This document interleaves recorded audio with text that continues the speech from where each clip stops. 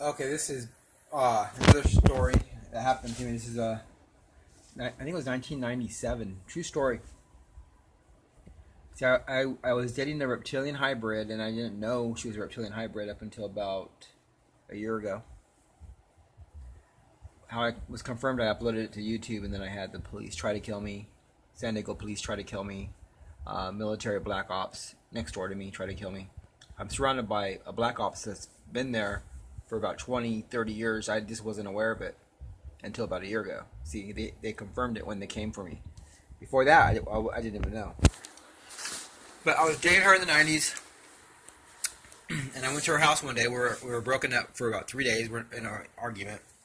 And I went there, and she came walking down the stairs, and she goes, "What are you doing here?" And I said, "I just wanted to get your new phone number," because she had changed her number on me. So she said, "Oh, okay, let me go get it for you." So she walks up the stairs to her house, her apartment, Coronado, and she comes back with a piece of paper, folded up, whatever. So I opened it up. I forgot if there was a number on there or not, but next thing I know, past her, I'm looking at her, right, past her, over her shoulder, I see like 7, 8 police cars racing toward me with their sirens on and everything. I was like, whoa, it looked like a movie. So I ran. I knew she called them on me. I didn't even do anything, but she called them on me. And this is another sign, folks, especially for the guys. If you're dating a woman and she's a reptilian hybrid, they're really close to police. They're always really close to the police because you're being watched by the CIA and the police. When you're in an apartment having sex with a reptilian hybrid, there's cameras everywhere. And you think you're alone with her and being intimate, but there's like 30 people behind the wall watching you. That's how it works. Because they can't leave you alone. They're beta testing everything. Anyway, so I ran to the alley, and I ran into the back of this bar. And this is like daytime. And this bar is always empty. But now, it's Coronado Island in San Diego. Now this bar is full. It's never full, but now for some reason there's a lot of people in there. That was a plus for me. Then I see a cop car roll down the alley real slow. And then I see a cop in the front talking to somebody. He has his notepad out. I'm thinking, they're making a huge deal because I came to her house. There's no restraining order. Nothing happened. I didn't even touch her. Nothing happened. And they were making this huge deal like I killed somebody. So I knew I was being set up. So I ran down the alley and into these condos that were right there on the water where the ferry used to be. The ferry that would take you across the water to San Diego.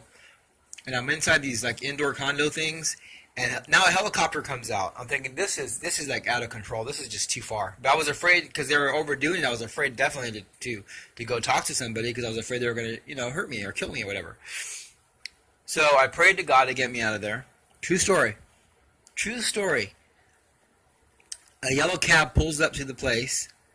I walk out normally. And there's like 20 cop cars circling the block. Helicopter up in the air. I opened the back door of the cab, sit down, asked him if he could take me to San Diego. I was real calm. He's like, sure, no problem. So we're driving. We just drive right out of Coronado, right down over the bridge, right to my home.